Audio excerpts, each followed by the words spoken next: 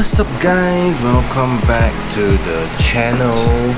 So today I'll be working on a BMW F30 330e, the hybrid version in the Astoro blue, the BMW signature blue. This is the car. It's pretty decent, minus all the damages, watermark and everything else, but we're going to fix that, so make sure you guys stay tuned. If you got any questions, comment in the comment section below. Make sure you guys like the video, share the video, subscribe to the channel, press on the bell button for post notifications, and I'll see you guys at the end.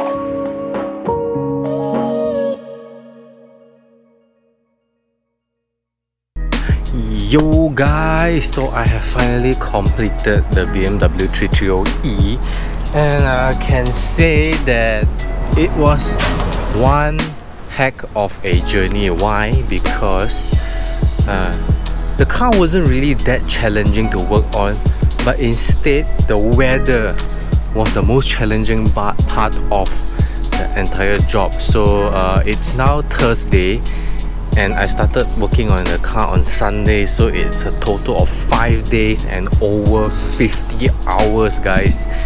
And finally, this is how the car looks like right now.